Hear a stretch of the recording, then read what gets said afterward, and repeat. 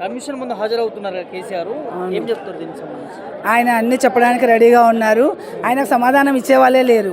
ఆయన వాళ్ళు అడిగిన ప్రశ్నలకు సరైన సమాధానాలు ఇస్తారండి. సమాధానం ఇస్తారా? ఇట్లా కాళేశ్వరం ఎట్లా ఏం చెప్తారు? కాళేశ్వరం సంబంధించి కుంగిపోయింది, కూలిపోయింది అని చెప్పి చేసారు కదా, ఆయన కడిగిన ముత్యంలాగా బయటకు వస్తారండి. చెప్పండి మేడం. ఇంకోటి ఏంటంటే నేను చెప్పేది, ఎదురు ప్రశ్నలు వేసే ముందు వాళ్ళకు ఉండాలన్నమాట. అసలు నేను ఏం అడుగుతున్నా క్వశ్చన్ అని. క్వశ్చన్ బ్యాంకే అన్న సారు ఆన్సర్ కూడా ఆయననే ఇస్తాడు, క్వశ్చన్స్ వేస్తాడు ఆయననే వేస్తాడు. ఆయన వేస్తాడా వీళ్ళు వేస్తారా అనేది దడుచుకోవాలి. అక్కడ ఉన్నది పులి. ఆ పులితోటి చెలగాట ఆడడానికి ఈ కోతులకు, ఈ ముఖాలకు, ఈ కుక్కలకు దేనికి పనికిరారు ఎవ్వరు. రేవంత్ రెడ్డికి పాలన చేయడానికే చేతగాకపోతే దిగిపోవాలని నాతో అయితలేదు సార్ అనేసి అంతే. ఆ తర్వాత చూసుకుంటాడు మళ్ళీ కాళేశ్వరం గిలేశ్వరం అన్నీ సెట్ అయిపోతాయి. అంతేగాని ఏదో చిన్నది ఏదో జరిగిందనేసి దాని గురించి పెద్ద ఇష్యూ చేయాల్సిన అవసరమే లేదు. నీళ్లు లేనప్పుడు ఏ ప్రభుత్వం మరి 40-50 ఏళ్ళు పరిపాలన చేసిన కాంగ్రెస్ ప్రభుత్వము ఎక్కడ పోయింది? అప్పుడు చేయలేదు కదా. మరి నీళ్ళ గురించి ఎంత తడపడాయించారు ప్రజలందరూ. అప్పుడు ఎవరు రాలేరు మరి ముందుకు, మాకు నీళ్ళు వీళ్ళకి ప్రజలకు ఇస్తామనేసి.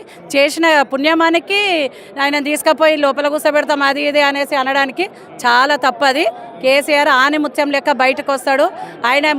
ఆయన మీద ఈగ కూడా వాలనీయము. మేమందరం కలిసి ఈగ కూడా ఆయన మీద వాలదు. ఆయనను ఎవ్వరు ఏం చేయలేరు. ఆయన మాట్లాడే మాటలకు ఆయన వస్తున్నాడంటేనే సింహం వస్తుంది అనేసి అర్థం. ఎదుటి మనిషికి తెలియాలా నేను ఏం క్వశ్చన్ వేయాలని. ప్రతి క్వశ్చన్కి అనే దగ్గర ఆన్సర్ ఉన్నది. ఆయన వేసే క్వశ్చన్కి కూడా ఎదుటి మనిషి కూడా సమాధానం చెప్పాలా.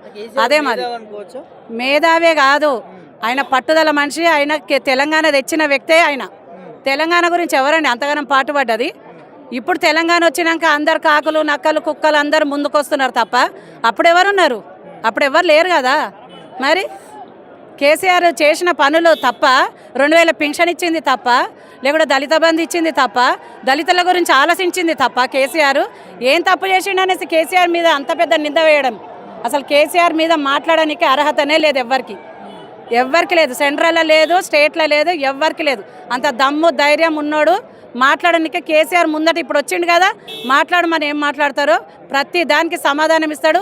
ఆయన వేసే క్వశ్చన్స్ కూడా వాళ్ళు కూడా సమాధానం ఇవ్వాలి. భారీ ఎత్తున జనాలు రావడం జరిగింది. అవును, మరి ఆయన చేసిన సంఘసేవ అట్లాంటిది. మరి అందరికీ చేసిండు.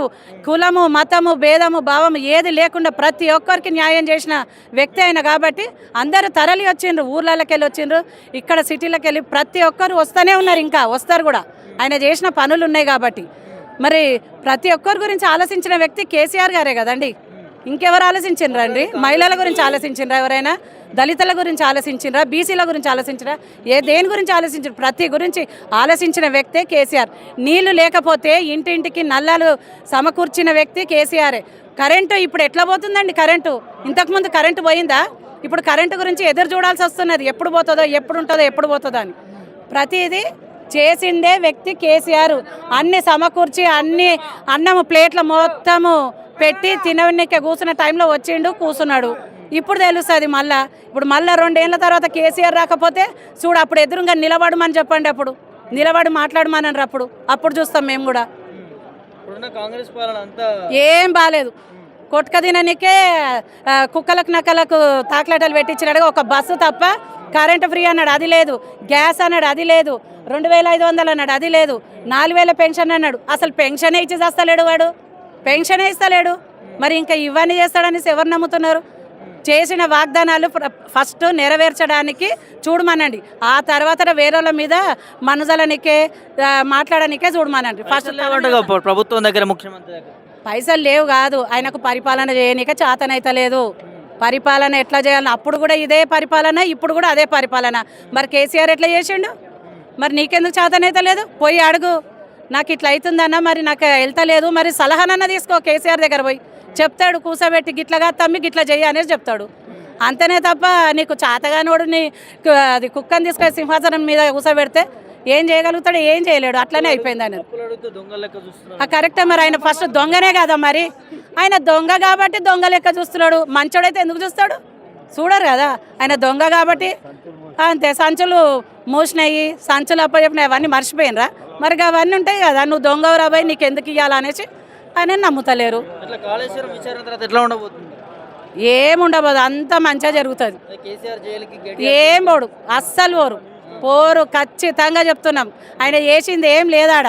ఆయన జైలుకు పోనీకే ఆయన అన్ని మంచి పనులు చేసిండు. ప్రతి ఇంట్లో కూడా సమస్యలు ఉంటాయి. అన్నీ చేసిన తర్వాత ఏదో చిన్నది వస్తుంది, రాదనేసి కాదు ఎక్కడ.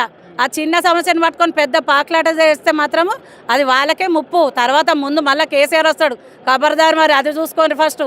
ఇప్పుడు ముందు మురిపం కాదు, ముందున్నది ముసర్ల పండుగ, తర్వాత తెలుస్తుంది ఒక్కొక్కరి సంగతి ఏందో. అంతే. జై తెలంగాణ, జై కేసీఆర్. కాళేశ్వరం సంబంధించి కుంభకోణం ఏమైందన్న కాళేశ్వరానికి? ఏమి కాలేదు. ఎక్కడ జరిగింది కుంభకోణం? వాళ్ళు నిరూపించమనండి. కోదండరామ్ సార్ నేను నిరూపిస్తా అని చెప్పి వాగ్దానాలు తీసుకొని వచ్చిండు, ప్రూఫ్స్ ఎక్కడనో వెళ్ళిపోయి పరిగెత్తిపోయిండు. ఒక్క ప్రూఫ్ కూడా లేదు కదా. ఏమున్నది ప్రూఫ్ కాళేశ్వరంలో?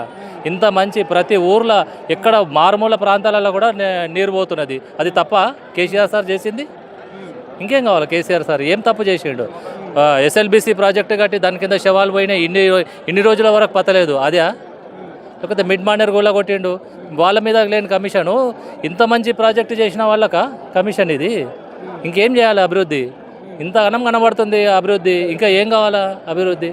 అంటే అవన్నీ కప్పిపుచ్చుకోవడానికి వీళ్ళకి చేతకాక ఇవన్నీ మోపేయడం తప్ప ఇంకా వేరేది ఏం లేదు అక్కడ. రాజకీయ కుట్ర తప్ప వేరేదేముంది సార్? రాజకీయ కుట్రనే ఇది. తనని ఎదుర్కోవడానికి చేత కాదు. ఏ మీటింగ్లో తప్పితే సబ్జెక్టు పరంగా ఒక్క మీటింగ్లోనన్నా కేసీఆర్ సార్ మాట తీయంది మాట్లాడుతున్నారా? చూడండి, ఎక్కడ కూడా కేసీఆర్ సార్ జపం లేనిది ఏ ప్రసంగంలో కూడా ఉండదు. ముఖ్యమంత్రిగా కేసీఆర్ సార్ మాట లేనిది నువ్వు సబ్జెక్టు పరంగా ఎక్కడన్నా పోయి మాట్లాడితే దానికి అర్థం ఉంటుంది. చిన్నపిల్లల ప్రోగ్రాం పో అదే ఉంటుంది, వాటర్ ప్రోగ్రాం పో అదే ఉంటుంది, ఏ బహిరంగ సభ పో అదే ఉంటుంది.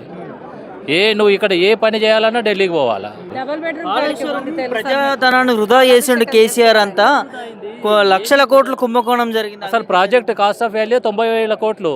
లక్షల కోట్లు ఎక్కడికి వెళ్ళి జరిగింది చెప్పండి? ప్రచారం చేస్తే ప్రజలు నమ్మాలా కదా. ఇప్పుడు ప్రజలు నువ్వు ప్రజల దగ్గరికి ఎందుకు పోయినావు? నువ్వు 2,000 4,000 ఇస్తానో, 4,000 6,000 ఇస్తానో, ఆ భ్రమతోని ఏదో తప్పిదారి ఒకసారి జరిగింది. కానీ ఇప్పుడు ప్రజలకు బొమ్మనండి, ప్రజలకు తగిన గుణపాఠం చెప్తారు. ఏం తప్పు చేయలేదు. ఏం తప్పు చేసిండు సార్ చెప్పండి? కేసీఆర్ సార్ ఏం తప్పు చేసిండు? మహిళలకు పింఛన్లు ఇచ్చిండు, కుల సంఘాలకు ఇచ్చిండు, 1000 రూపాయలు 2,000 చేసిండు, 2,000 3,000 చేసిండు. అది వాళ్ళకి తప్ప? ప్రతి ఒక్క కులాన్ని కూడా ఎవరికి కూడా తక్కువ చేయలేదు. ఏ కులం వాళ్ళకి తక్కువ చేసిండు? ప్రతి ఒక్క నిరుద్యోగులకు కానీ ఎవరికి కానీ ఏ తప్పు చేయకుండా పరిపాలన 10 సంవత్సరాలు కడిగిన ముత్యంలాగా పరిపాలన చేసిండు. చాలామంది మొన్నటి వరకు కూడా కేసీఆర్ విచారణకు హాజరు కాడు అని చెప్పి భయపడుతున్నాడు అని చెప్పి చాలా మాటలు విన్నాం. సో ఇప్పుడు మొత్తానికి హాజరు అవుతున్నాడు. ఎట్లా? కేసీఆర్ సార్ భయపడే వ్యక్తి అయితే 14 సంవత్సరాలు సుదీర్ఘంగా ఆయన ఉద్యమమే నడిపాడు. 14 సంవత్సరాలు సుదీర్ఘంగా ఉద్యమం చేసి ఎన్నో ఒడిదుడుకలు ఎదుర్కొని తెలంగాణను సాధించినాడు. తెలంగాణ కోసము పదవులు త్యాగం పెట్టినాడు, కానీ ప్రాంతం కోసం పదవుల గురించి ఆశించినాడు కాదు భయపడడానికి. కేసీఆర్ గారు ఏం లేదు వాళ్ళ దగ్గర, కమిషన్కి ఏమున్నదని చెప్పి ఇవ్వడానికి వాళ్ళ దగ్గర ఏమీ లేదు, సబ్జెక్ట్ లేదు. పిలవాలమా మొన్న బహిరంగ సభలో చెప్పిండు కదా, నేను కుట్ర పన్నే, నేను ఆయన మీద పగతోని నేను ఇది చేసిన, లక్ష్యం సాధించుకున్నాడు. ఇదా సార్ అది? ఆయననే లక్ష్యం సాధించుకున్నాను, ఆయన మీద ఈయన లక్ష్యం సాధించుకున్నట్టుంటే ఈయన బయటనే ఉండకపోతుండే కదా. ఎట్లా చూస్తారన్న? కేసీఆర్ నిజంగానే కాళేశ్వరం విషయంలో తప్పు చేశారా ఏంటి? కమిషన్ ముందు హాజరవుతాం. వీళ్లకు పరిపాలన చేతగాక లక్షలాది ఎకరాలను పారించిన ఘనత కాళేశ్వరం ప్రాజెక్టు. అంటే దేశంలోనే అత్యధిక ప్రాజెక్టు ఎక్కడ ఆదరణ పొందిందంటే కాళేశ్వరం ప్రాజెక్టు. ఆ కాళేశ్వరం ప్రాజెక్టుతోని తెలంగాణ రాష్ట్రంలో బీడుపడ్డ భూములకు పంటలు వండించి రైతు కళ్ళల్లో ఆనందం చూసి బొంబాయి దుబాయ్ వలసపోయిన ప్రజలు ఇవాళ కాళేశ్వరం పుణ్యాన వచ్చి వ్యవసాయం చేసుకుంటారు. నాడు ఎక్కడ పంటలు వండక భూములలో బీడు వారిపోతే నక్సలిజం వైపు కొంతమంది నిరుద్యోగులను పిలిచి డొక్కలు ఎండిపోయిన చరిత్ర ఉండే. ఇవాళ కాళేశ్వరం ఒక రూపకల్పన వచ్చి తెలంగాణకు రోల్ మోడల్ ఏదంటే కాళేశ్వరం ప్రాజెక్టు. ఈ కాళేశ్వరం ప్రాజెక్టు కట్టిన తెలంగాణ ఉద్యమ జాతిపిత అయిన ఉద్యమం సాధించినటువంటి తెలంగాణ రాష్ట్రం సాధించినటువంటి మహనీయుడు ఆయన కట్టినది జీర్ణించుకోలేక, అంటే దీన్ని ఎట్లనో బదలాం చేయాలనే దాని మీద చూస్తున్నారు. ఈ బదలాం అనే దాని మీద ఇలా స్వచ్ఛందంగా పార్టీ కార్యకర్తలు కాదు, రైతులు పెద్ద ఎత్తున స్వచ్ఛందంగా వచ్చి ఆయనని మీద మీరు ఈగాలని అని చెప్పి ఇలా చూపిస్తున్నారు. కానీ తెలంగాణ రాష్ట్రంలో మీరు చేసిన పరిపాలన అనేది గుడిసున్నలాగా కనపడుతుంది. మీరు ఢిల్లీ టూరు పెట్టుకుంటారు, విమానాల పంచాయతీ వస్తుంది. మీరు ఇట్లాంటివి ఉన్న పాలన మీరు ఇచ్చిన ఇప్పుడు సర్పంచ్లకు మా పెండింగ్ బిల్లులు చెల్లించక మేము 18 నెలల నుంచి వెళ్ళి మీ ప్రభుత్వాన్ని అడిగితే అరిగోస పుట్టించి అనేక మంది సర్పంచులు చచ్చిపోతున్నారు, అది పట్టించుకుంటలేరు. మీరు ఇచ్చిన 6 గ్యారెంటీలు 420 హామీలల్లా ఏది సక్రమంగా లేక మీ పాలన అనేది అట్టకెక్కింది అనేది జనాలు చూస్తున్నారు, నవ్వుకుంటారు, ఆశ్చర్యపోతున్నారు. మీరు మంత్రి పదవులు ఇప్పటిదాకా మీరు క్యాబినెట్ కూడా ఫిలప్ చేయలేని చేతగాని దద్దమ్మ ప్రభుత్వం లాగా కనపడుతుంది. కాబట్టి మీరు ప్రజాప్రభుత్వం అన్నారు, ప్రజాపాలన మీద దృష్టి పెట్టాలి. కానీ ఏదో ప్రతిపక్ష నాయకుల మీద నోటీసులు ఇచ్చి బదలాం చేస్తే ఈ బీఆర్ఎస్ పార్టీకి ఉనికి దెబ్బతీయాలనేది అది అసాధ్యం. మీరు ఆకాశం మీద ఉమ్మేయాలంటే అది ఎప్పటికైనా మీ మీదనే పడుతుందని రేవంత్ రెడ్డి గ్రహించుకోవాలి. ఇప్పటికే మీరు పరిపాలన మీద దృష్టి పెట్టాలి. మీరు ఇచ్చిన 6 గ్యారెంటీలు 420 హామీలు అమలు పరిచేటట్టు చూసుకోవాలి. ఎప్పుడు జనం కూడా తిరుగుబాటు రాకముందుకే మీరు పరిపాలన మీద దృష్టి పెట్టాలి. కానీ కేసీఆర్ మీద ఈగ ఆలితే సహించేది లేదనే దాని మీద అంత యావత్ రైతాంగమే కదిలింది. కాబట్టి ఇప్పటికే మీరు గ్రహించుకొని మీరు పరిపాలన మీద దృష్టి పెట్టాలని రేవంత్ రెడ్డి గారిని కోరుతున్నా.